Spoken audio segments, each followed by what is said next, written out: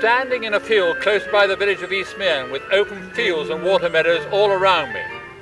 This is approximately the centre of the parish, which in itself has been the subject of a number of videos over the last year telling the story of life in a rural village at the turn of the millennium. This video is the 7th and last in a series, and as I was a farmer during my working life, I decided to make this one based on farming. On all sides of me are fields of grassland and with interconnecting footpaths liberally dotted around so that people living in days gone by in the outlying farms and cottages could get to school, the church or the village shop. Nowadays they are used much more by the general public to wander over for recreational purposes. However, that has all been stopped as access to the countryside has been temporarily closed due to the foot and mouth outbreak. We are currently in the 51st day of the worst outbreak of foot and mouth disease that has been seen in living memory, and with over 2 million cattle and sheep already slaughtered, and the end is not yet in sight. When I came to make my home here in East Meehan some 33 years ago, there were at least 7 herds of dairy cows in the area and in the parish. I've just heard that the last remaining one is to be sold up. However, let's leave it to the 4 farmers to tell you all about it themselves. I visited their farms almost a year ago in May 2000, and I chose them because they represented 4 very different approaches to farming and show the diverse nature of farming in this valley. The first person you will meet is Wilson Atkinson, who with other members of his family originally came from Cumbria and have for many years been one of the major active members in this rural community. One of the questions I asked all of them was how they thought they might be affected by the designation of this area of outstanding natural beauty as a national park. Here to meet Wilson Atkinson and his family, George and his wife Elizabeth, and their 3 children. And Wilson, you are a Cumbrian actually, or no, your family came down from Cumbria. Tell me a little bit about it. Yes, right, Dennis. Well, my grandfather and his wife Mary came down from a little place called Newlands near Keswick with 5 girls and 2 boys in 1905 by rail. By rail? Yes, and brought some of their livestock down with them to Westmeath Station and drove them up the road. They set up in South Farm where cousin Michael lives. That's where the initial home farm is. And then the girls got married and went their own ways to local farmers. We did lose one, unfortunately, with an accident in the mill. Yeah. And then my father, he was in the war. Yes. And Joe, his brother, wasn't quite old enough at the time. So anyway, the farming set up. So yes, 1905, we're creeping on, aren't we? And when did you take over from your dad? Now, the father put me into a farm in 1958 at Peak Farm. Yes. West Meehan or East Meehan. And father died in 1958. And from then on, I was managing both Peak Farm, which was in my name, and Lower Farm, which is the one down which here. is the one we're looking, yeah, up on the hillside here.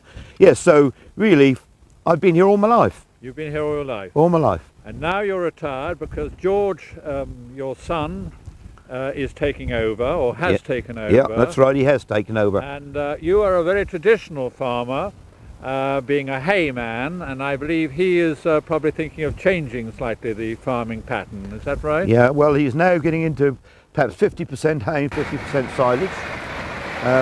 It's very undulating, the ground, as you can see by the film. So it's very, very difficult for haulage and making round bales of silage up on these hillsides. If you leave a bale, you'll find it down in the valley before you know where you are. But yeah, roly-poly. But no, it's a traditional livestock farm. It can be nothing else, and it's just the fields in the valley. And we've maintained a lot of the hedges. good old Hampshire countryside. Here we are on the top of Smalldown, and looking at your farm, which is down below us here. What have you found out when you started taking over the farm from your father?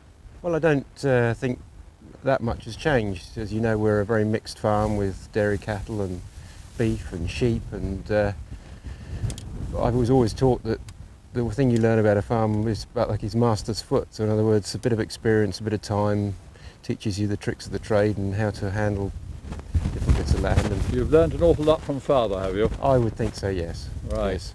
Good. And you're now running this farm, which is how many acres? Well, in total, the whole operation is about 1,200 acres. Yes. Of which about 300 acres are cereal crops, wheat, barley, oats. Yep. Mostly malting barley, actually, because we're on the chalk here, lends itself to malting barley for beer production.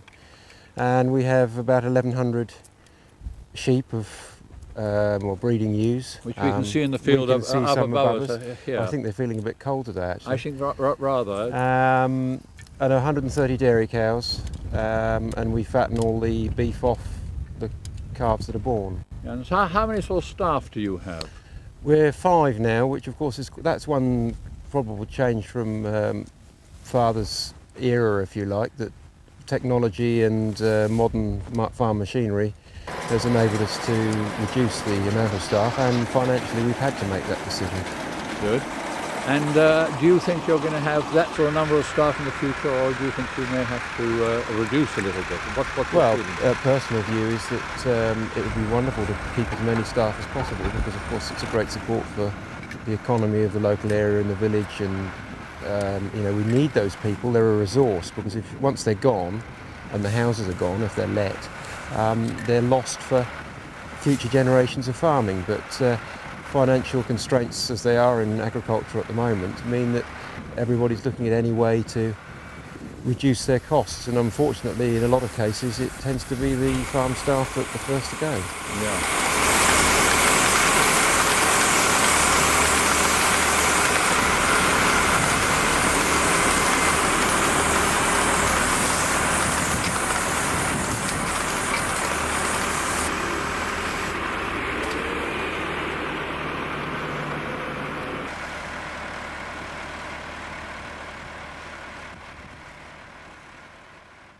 About the sort of stocking, are you going to continue this stocking?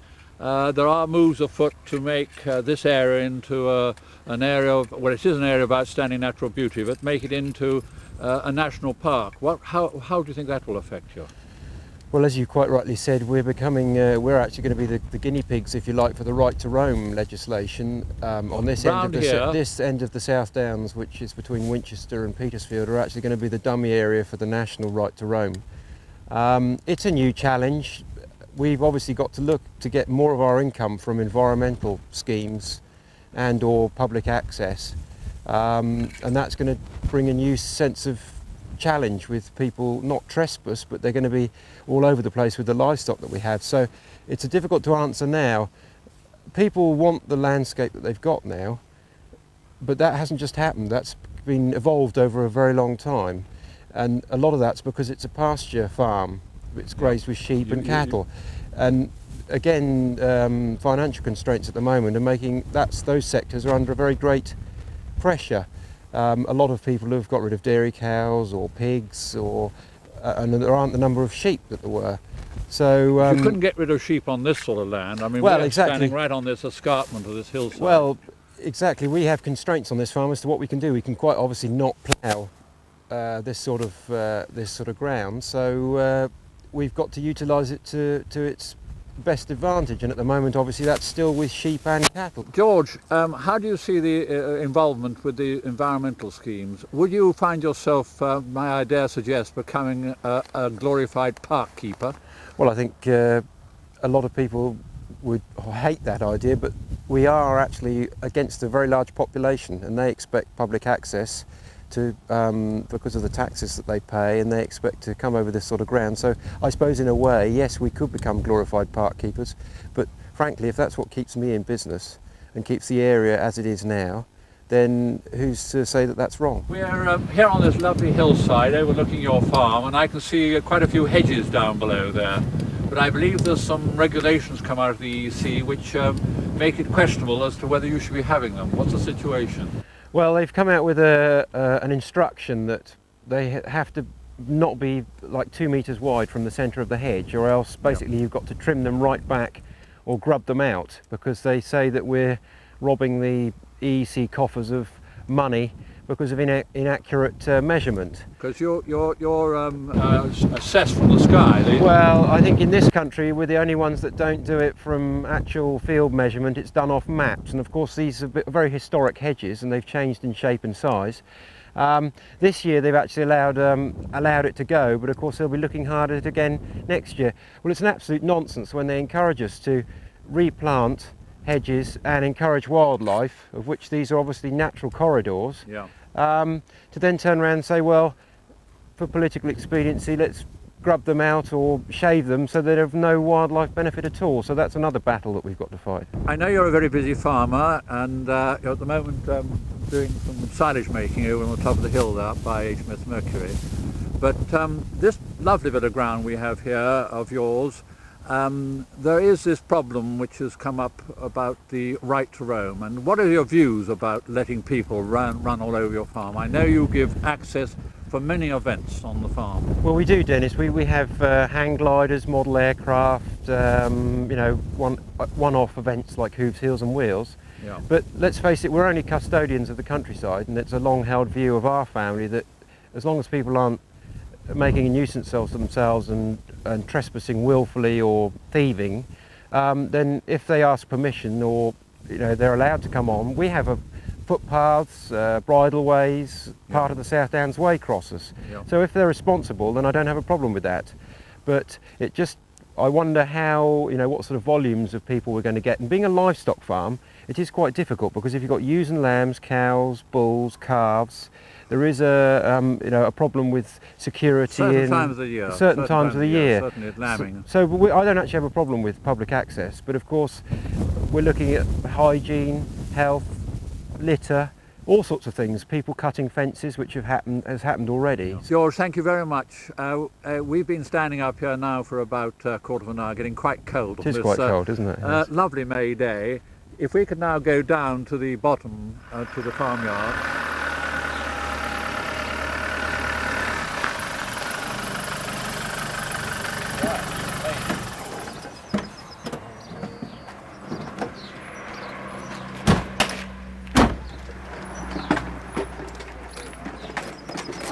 Here come the family. Oh, steady, Ollie. Good morning, Elizabeth. Nice to see you. And you've got all the boys here with you. Right. Well, we've just been up on the hill and done some shots up on there. Yeah. And Elizabeth, you come from a Sussex farming family. That's Is right. that right? Yes, very similar to this. Very similar to this. And there are three boys here who are looking very self-conscious for being in the picture. But George, when you took over the farm here, found a dairy right next door. But I gather since then you have sort of changed the farming pattern on that.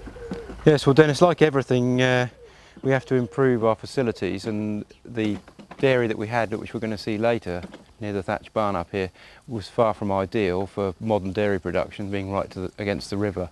Yeah, I gather you had some effluent problems. Well, no, we haven't, because we were always haymakers, but it was always going to be a problem. And fortunately, we'd purchased a lower house farm, which is at the back of the village, and we closed the dairy at the rented farm and the one above us here, and put in a new dairy unit round at Lower House. Yep. So it was investment for the future. Right, and is that going well? Well, as we stand now, the dairy farming isn't in its first flush of youth, if you like. It's not making a fortune, but I mean, on our ground and our conditions, we're always going to be dairy farmers, so we've got to go as it is. So you really think that in this valley there will be still room for dairying, although I know one or two farmers are contemplating giving it up? Oh, I think so. We can't do anything. We're a grassland farm predominantly, and you know, the mixture of sheep and cattle, it's got to be right. And Elizabeth, what sort of, how much time do you put in on the farm? Lots of time, I imagine, do you? Well, I spend lots of time following little people around. Who are they going to be farmers? Well, they're all very keen, but I'd like to like them to have a go at something else first, and if they're still keen, then perhaps they can. And do I dare ask, for both of you, is there a future for young farmers in this valley in the future? Of course there is. I mean, you've got to be optimistic, haven't you? Whether all or some of them, you know, I mean, it doesn't matter about numbers, but I definitely think there'll be an Atkinson farming here in some form in the future. Now that's absolutely great, because the valley has been dominated, like your father showed us earlier this morning on the hill, dominated by the Atkinson in the middle of this valley, him and his brother, who came down or were farming here.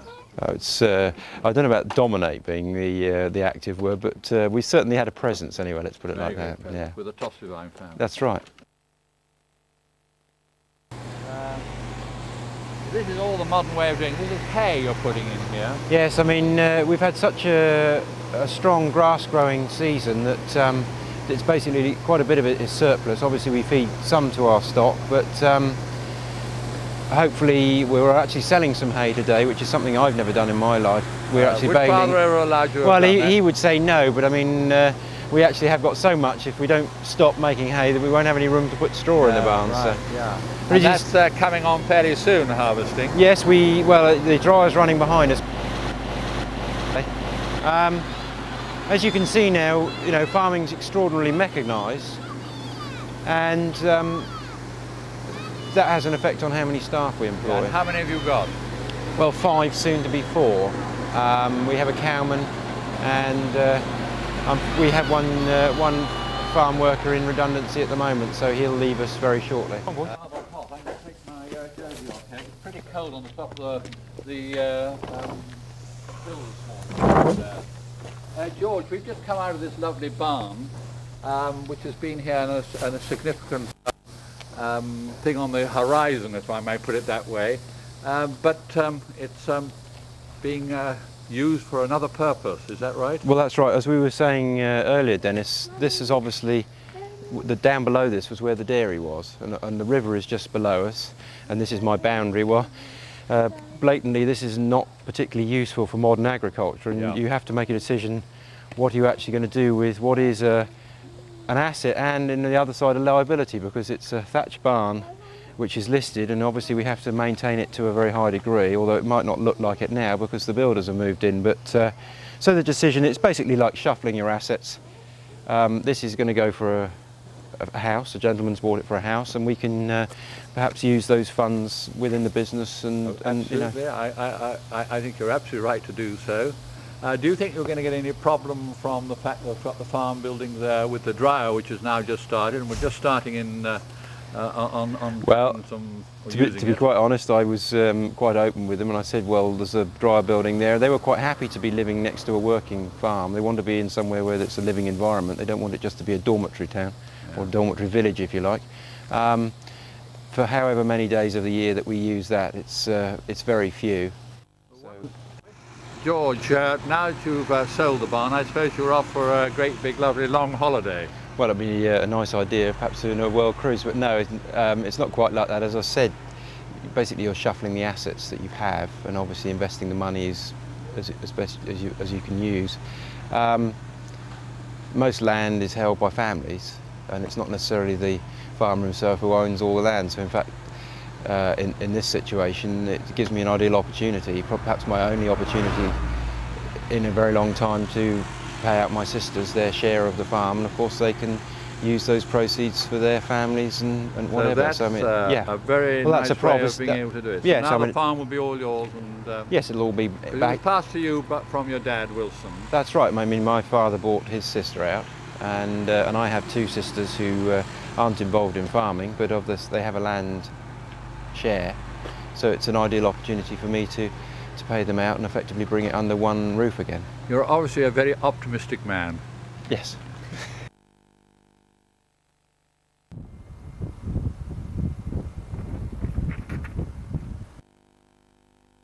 Frank and Belinda, this house has many memories for you, I believe. You've only just come to live here again at Colchester after many years. Tell me a little bit about how your family came to Eastmearn. My grandmother was born in Eastmearn, actually, in Brooklyn. Actually, she was one of the first to ride a bicycle and have a bicycle in Eastmearn. And she saw this house being built in about 1903 and persuaded her husband to buy it for her. And after he bought the house, in association with this, he was then asked to manage the Bearley estate, which was then owned by the Nicholson family. And he managed that until he died in 1927. And then my father was then only 19, and he was a student at Sparshot College, and then he took on as being manager, and he was probably one of the youngest managers then, I think, in the country. And he carried on until the estate was sold in 1958. The estate was sold to your next door neighbour, Bill Tillett Drake, I believe. Bill Tillett Drake, his father, yes. Frank, how did you come into this?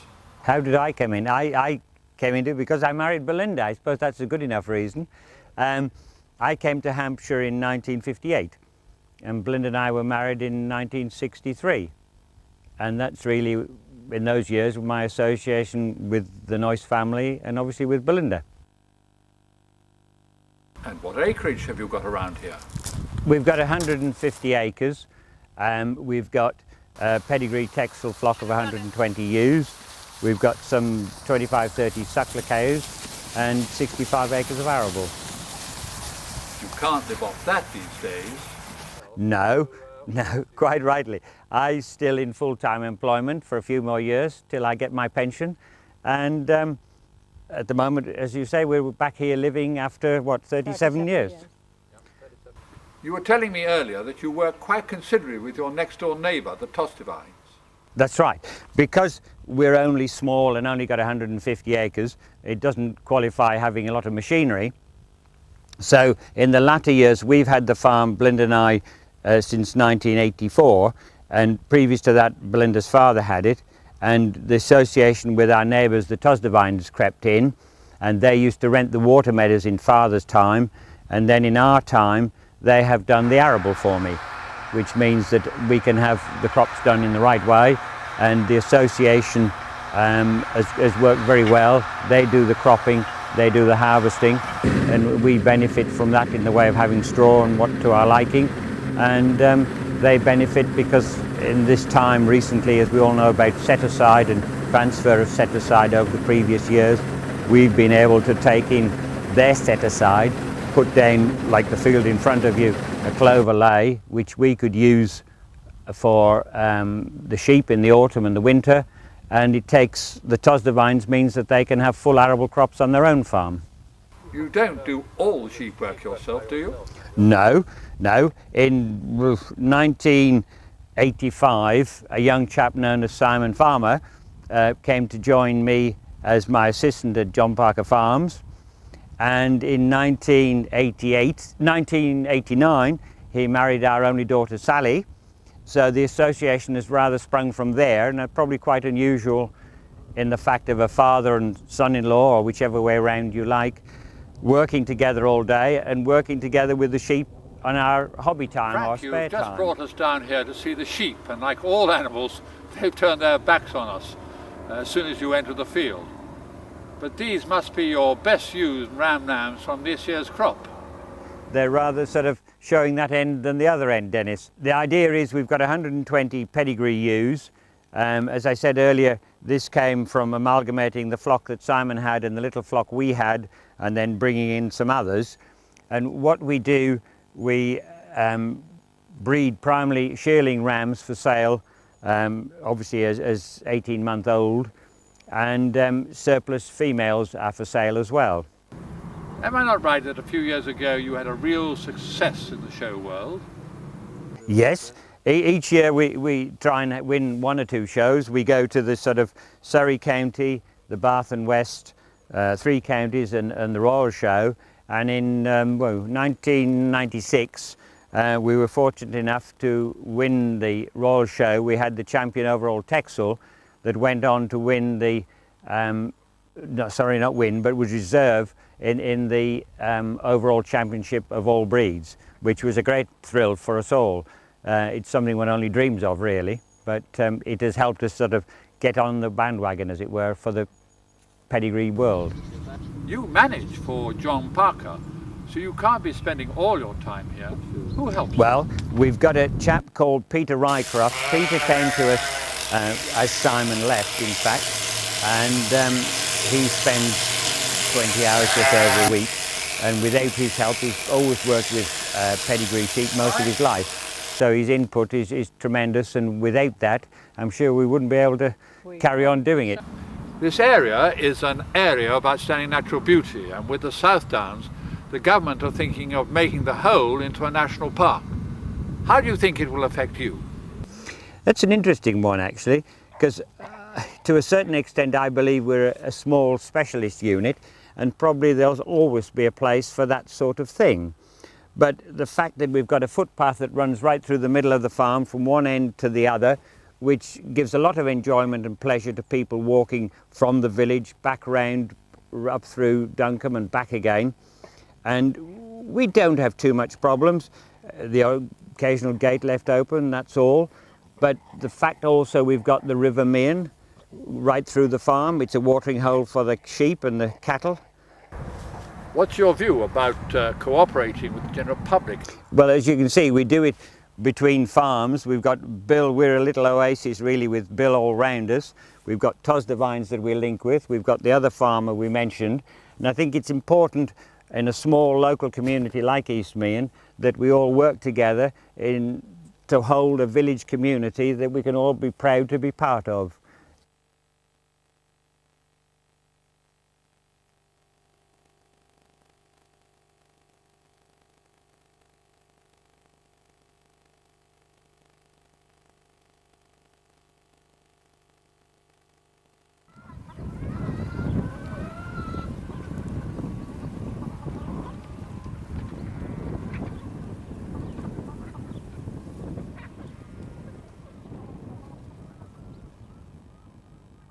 Here we are in Michael and Marjorie's kitchen at Oxenbourne with the whole family of Michael and Marjorie, who are on the right there, and William and Mary, who came here first of all, or bought the farm with Michael and Marjorie.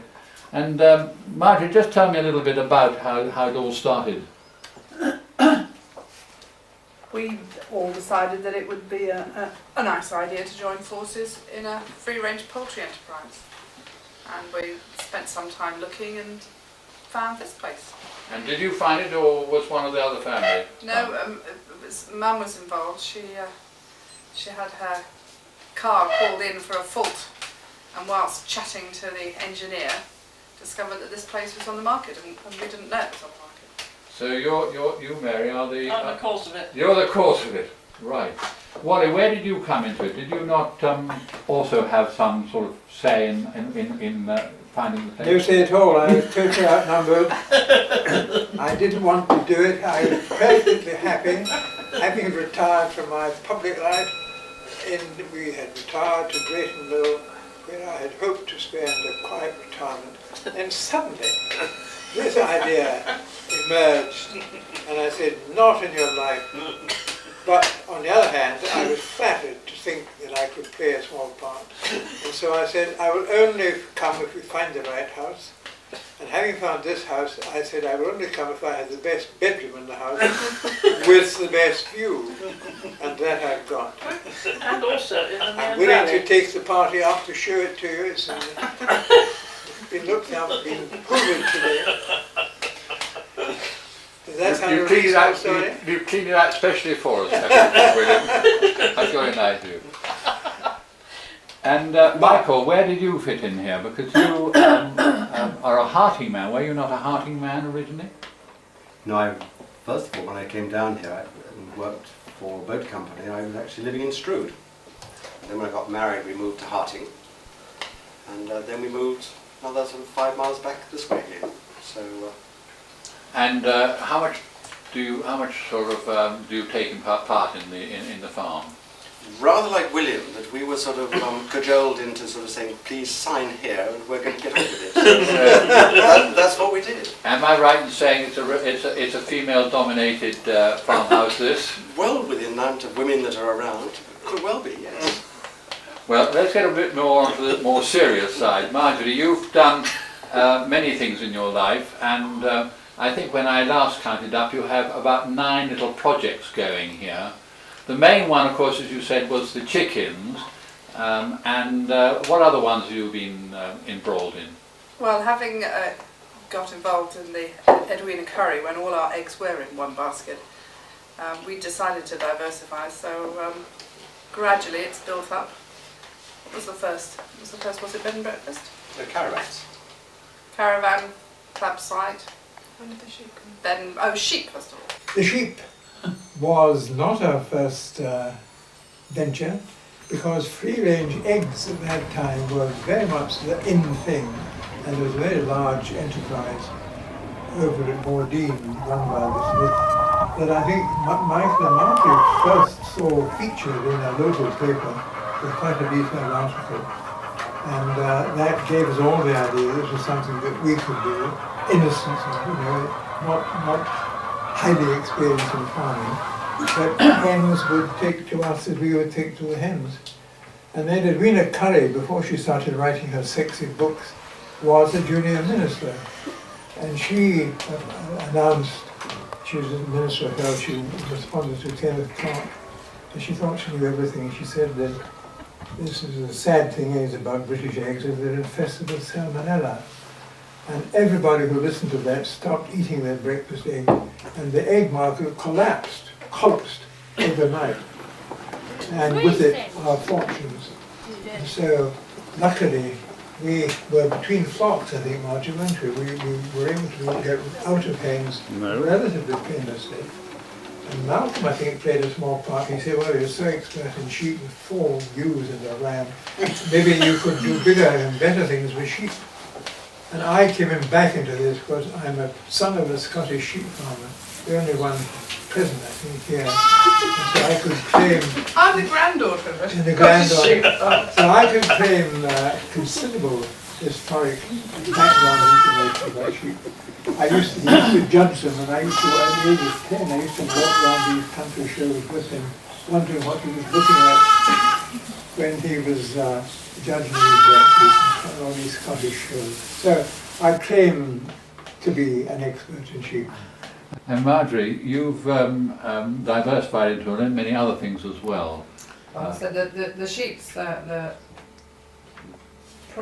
was the most time-consuming at various times of the year. Toys. Then toys, caravans, bed and breakfast, and we've got 3 tenants in the yard, and if anybody wants to store anything, we can store things. And recently you've used your barn for many. Oh yes, we've had some good parties there. We've had some good times there. Right. And what are these parties in aid of? We started off with a rehearsal for a wedding. We had an 18th birthday party, a joint 18th birthday party. Then we had Malcolm's daughter's wedding, which was enjoyed by one and all. Which I think was the wedding of the year, am I not right, in Eastmead? It was probably the wedding of the century. It was the wedding to be Part all. Farming is obviously a very interesting part of your life here, but not probably the most financially rewarding side of it. No, I would think probably the most financially rewarding is letting 2 rooms to lodgers. Yeah. Probably the most financially rewarding. Malcolm plays a very large part in it seems to be in this life. In the life of everybody, yes. Well, he plays a very large part in the life of the village. Exactly. He always has done. Exactly. But Malcolm, you're going to take me up to Bearley, am I not right, shortly? Yes, that's Which is our next port of call. But before we go, what I would like to know is where you think there's any future, or if there is any future, for Ben and Tara, who are sitting here in the room with us. in agriculture, or what do you think where do you think they're going to go? I don't think their future will be in agriculture, but I think Claire has been helped. She wants to be a vet, and I think having been brought up on a farm, however small, will have helped in that ambition. But the farm wouldn't be viable for the next generation. It's too small. So what will happen to it? Do you think it'll get amalgamated with the local new farmers around here? We'll have to see if we can find somebody with an awful lot of money moving out of London. Yes, that is another point. Although most of the farms around here are still farmed by the indigenous local people who have been here for many years. Yes, it's nice to see the families, the generations going on, but this farm won't. Right.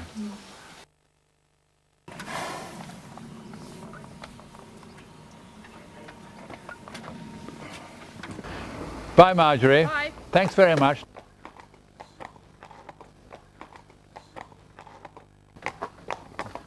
What sort of speed does this thing go at? Depends how fast I hit him. Well, I was going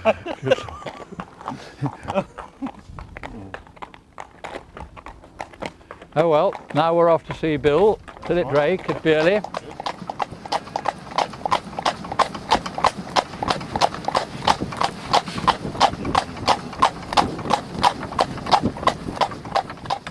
Malcolm, this is the best part of Eastmead, isn't it? Because it's where you and I actually have a house, or have houses.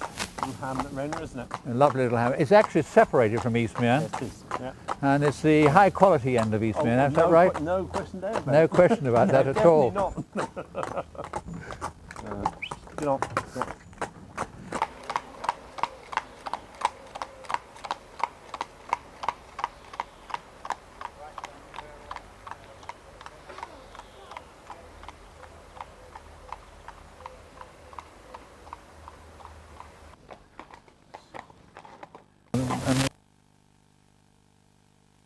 Freshman. I quite agree with You think that's the best thing out, is it? That's a good idea. Brilliant idea. There's your boss. That's right, ruin the shot.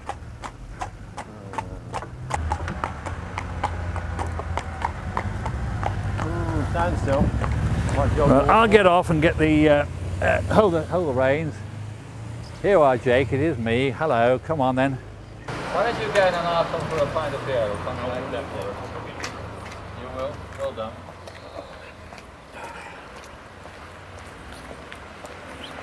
And make certain it's a good pint. I will. No, Roger. 2 pints here and back walk Lovely. we are. You can have one yourself. That'd be a nice kind, wouldn't it? Lovely. Cheers.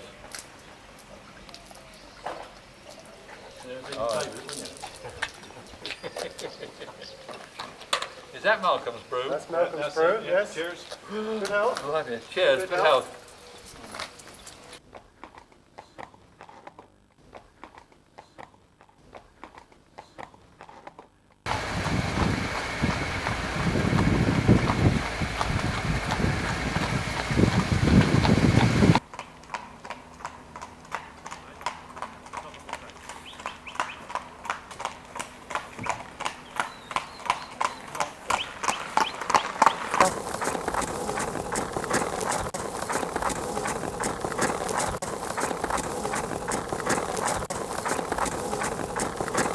So here we are at Bearley. I wonder how many horses and carriages have pulled up here in the years gone by. Many I would have thought. Many. Lovely old house. Well, Malcolm, thank you very much for bringing me up here. With old Jake as well. I better go and knock on the door and see whether we can go in. I would think so. Cheerio. Cheerio.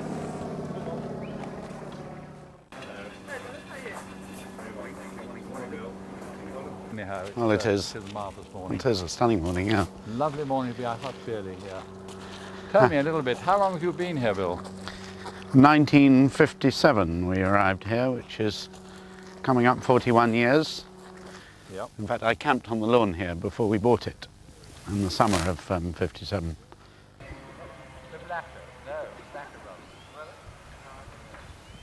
Father came here in in 57 because the family home had disappeared during the war, been handed over to the army, and he knew he wasn't going to get back into the home in Buckinghamshire, and he was looking for somewhere that had a house where he could hang the family pictures and a little bit of hunting and a nice part of the world, and he didn't really do too badly, did he? What was the farming like at that time? Well, we started off farming, I think he let one of the farms, and we just farmed 200 acres, 260 acres of Park Farm, and that was it. And I think we started off with a few funny old shorthorn cattle, and eventually it all changed. The estate has grown to 2,000 acres from what was about 800 when he came here, not because of my success in the agricultural business, but because we were lucky enough to have a few other assets to sell at odd times to enable us to increase the size of this wonderful property. And Philippa, when did you arrive on the scene? I arrived here in 1985, which is now 15 years ago. And I came up earlier this year when you allowed the gardens to be opened, and I gather you're going to do a tremendous amount with your one gardener on the... Well, I hope so, yes. I mean, there is the potential here to do great things with the garden. I've tried to make it simple and manageable without getting too complicated. I don't profess to know too much about gardening, really. I know what I like to look at, and as long as it's easy to keep tidy and looking nice, then I'm quite happy. We are so lucky with our trees and our lawns, and again, the natural sort of way the garden flows is very beautiful. Yes, so, no, we've got a new gardener, Nick, and he's full of enthusiasm, and he's got great plans, and so let's see what happens. He wants to open into the National Garden Scheme in 2 years' time, but I think we've got a long way to go before we get there. That's quite a target to go for. I think there's a long way to go before that. Yeah. And I think it's worth mentioning, Dennis, really everything that happens on a place like Bearley depends upon the economics of the farming, and if the farming is not good, and there's no secret it's a disaster at the moment, you can only just afford one gardener. I mean, this garden could warrant 2 or 3 gardeners in the good old days, no doubt. And everything else around the place to improve the environment needs money, and without it you're struggling, and at the moment you just cannot do the things that you would like to do. Farming is obviously a very important part of the estate, but there are other sides of it which are equally important, and I believe shooting has developed tremendously. Yeah, it has. I mean, I don't think my father really realised when he bought Bearley that the shooting potential was absolutely outstanding. And luckily the other 3 farms that we purchased afterwards have managed to add to that, and so now there is no doubt that the shoot at Bearley is one of the best in the south of England, and certainly one of the most exciting for those people who come here to enjoy it. But also, to make a good shoot, you've got to have the right land to do it over, and that does mean proper ground for which the birds to be reared on. What did you find when you came here originally? I think the main problem here when we arrived was that the woodlands were in a desperate state, and the previous people, I think, had been here about 50 years, and their policy had been never to fell a tree. And the sad thing was, I mean, even in this garden, it was full of huge great beech trees that had been allowed to just grow up without being thinned at all. And of course, when we had those winds, not only the winds in the 87 and 91, but even through the 70s, we had massive devastation here. I remember that the front drive was completely covered in fallen trees, all back in the late 70s. So in fact, we were able to replant, because we had to, long before the devastation came in the 87 and 90. The man that's doing that work for you in the woods is Ron Patrick, and he must have contributed tremendously to the estate. Oh, that's entirely right. I mean, Ron was brought up here and worked on the farm, then went and worked for the electricity board for a bit. And I remember one day he came in and he said, "Colin, I really would like to get into woodland management. The woods are terrible here. I'll start in the woods." And in those days, farming supported 2 foresters, which it certainly doesn't now. And so we were able to really get stuck in and replant and do new plantations, which we've got all over the estate on virgin farmland, which are, again, are part of the success of the shoot.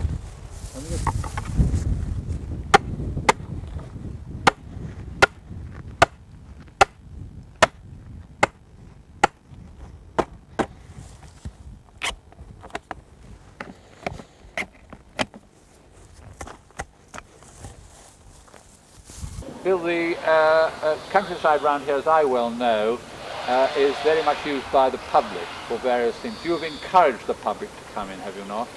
Yeah, that's absolutely right. I mean, there is great pressure on the farming landowning community to provide better access for all sorts of reasons. And I mean, I have views that it should be managed rather than this right to roam that's being proposed by the government. But we've undertaken several new initiatives here, and of course the Hooves, Heels and Wheels that the great Dennis Ryder was responsible for getting off the ground has given a lot of pleasure to a lot of people over the last few years, and hopefully will continue to do so. But equestrian-wise, we have sponsored rides here, we have team chases. The Hunt built an equestrian course which is around the park here and around a large part of the estate, and 200-300 riders twice a year on those particular events have a hell of a lot of fun, and they really do enjoy it. And I took a picture of you earlier on in the year, Philippa, taking lobsters apart. You have a great part to play in that particular social event, if I may put it that way. We do, I do, yes. We have the lobster shoot, as it's known, in Mascombe, sort of first or second weekend in June every year, which is a fundraising event for the Countryside Alliance. And it's a pretty mammoth sort of performance, but Bill chops all the lobsters in half, and me and my team clean them, and then we serve them to everybody in the field on Saturday evening.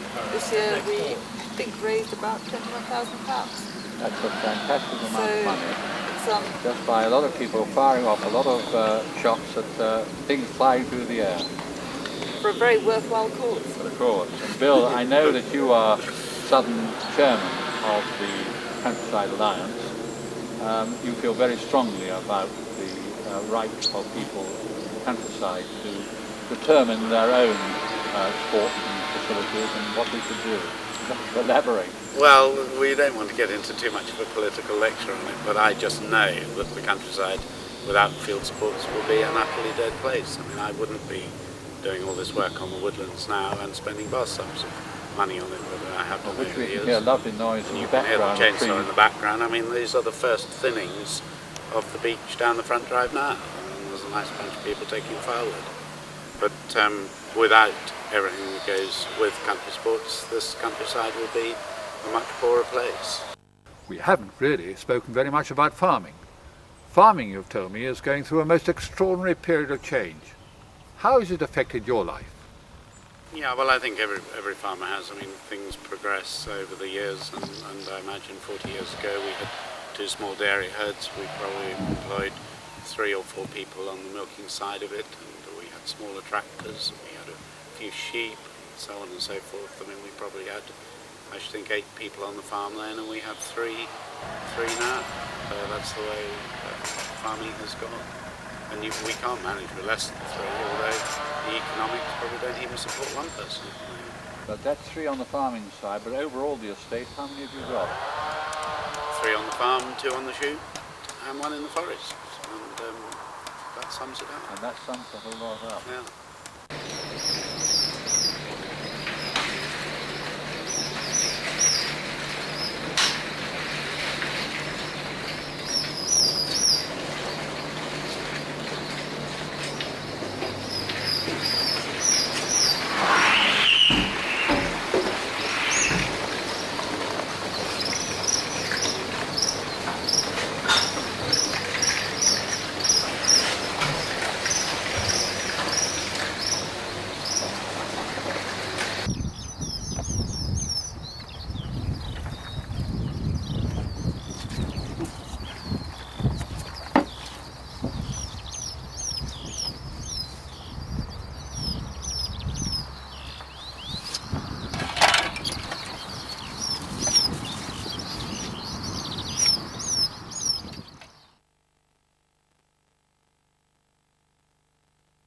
arrived at your buildings, your old farm buildings, and where where is Park Farm House in the background?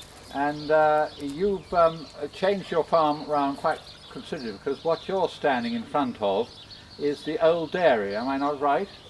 Absolutely.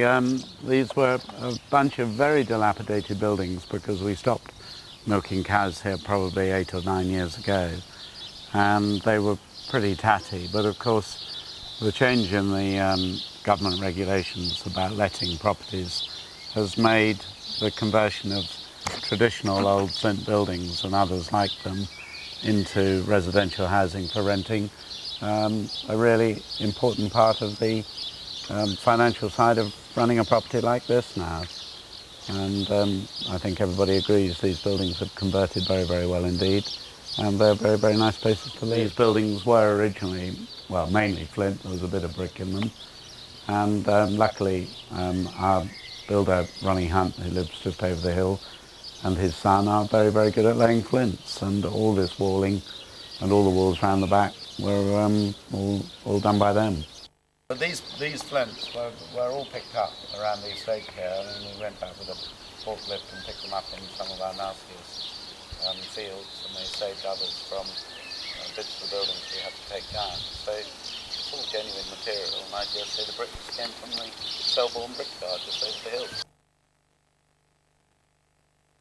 Bill, you have come to the top of Park Hill here, where its traditional saying is that it's the only parish in Hampshire where the thistles grow higher than the church spire, because down below us is the village of East Mearn, and on this bank, which there aren't actually thistles at this time of the year, you have actually got rid of them, but sometimes there have been thistles and they grow higher.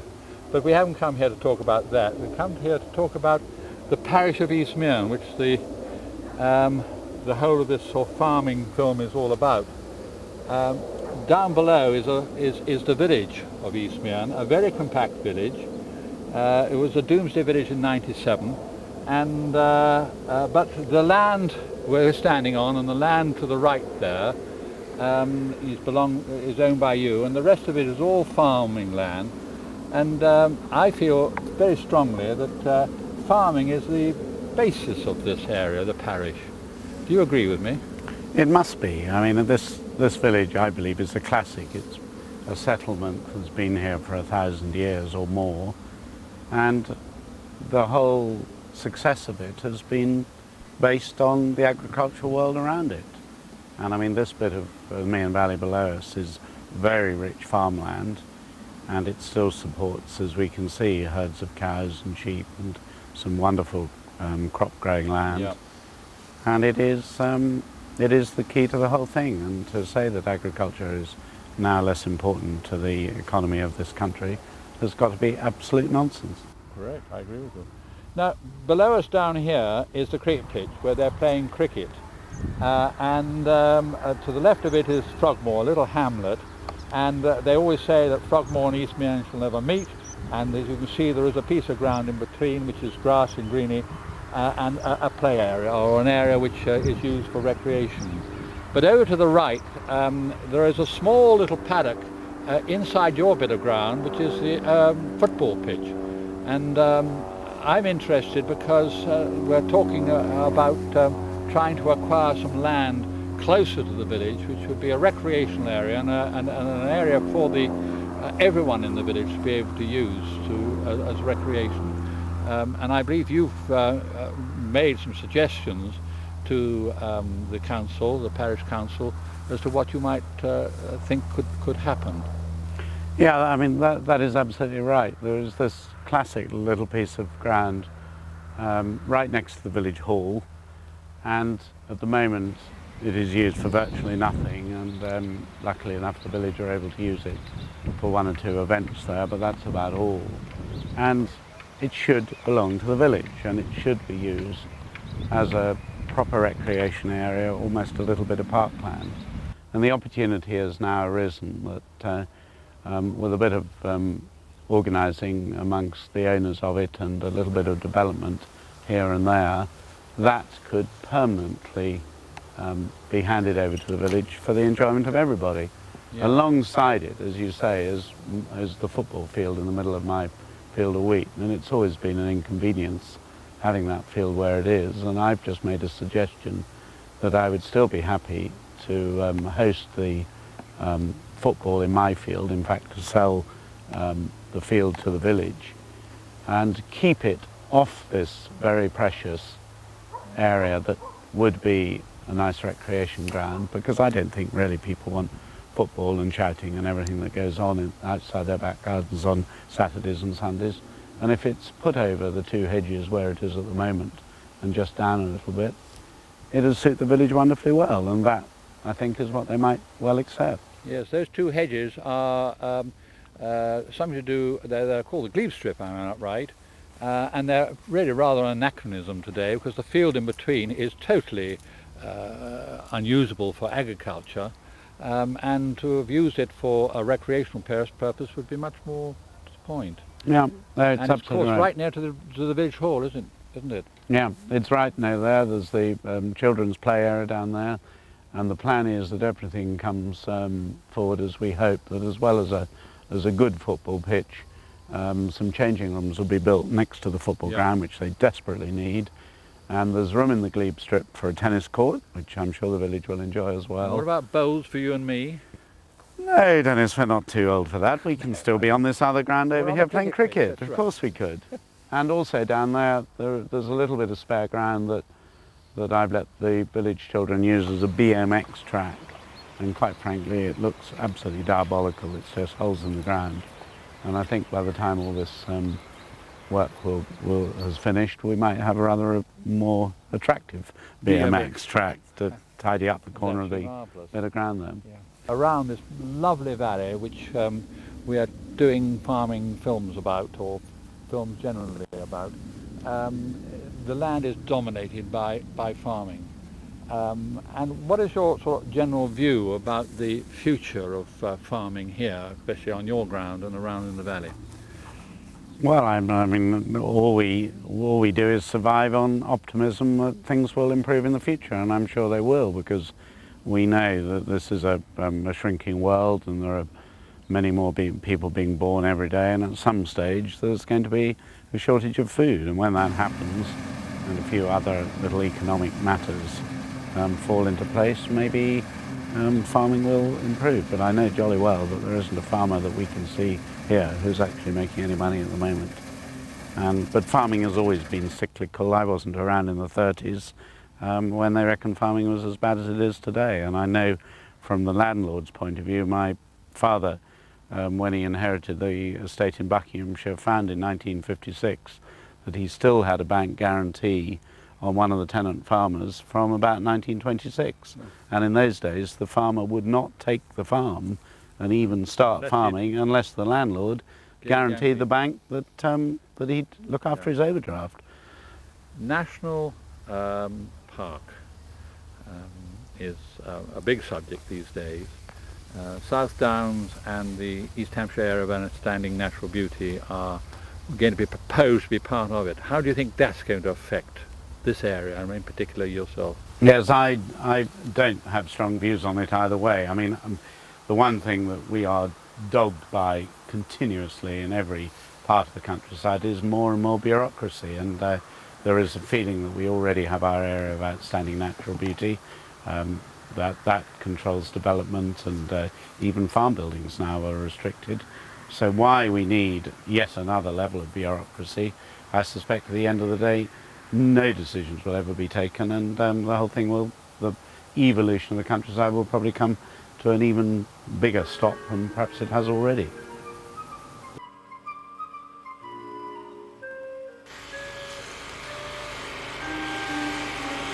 Roll them up loosely and put them in. You're only allowed to put no more than 25 into a sheet. Oh, cheers. Which one's mine? Cheers, Dennis. Is this a spare case we get a puncture, Dennis? Thank you very much. No. Yeah, you can have one too. No, yours is it. Hey! You can't. Wait, Dennis.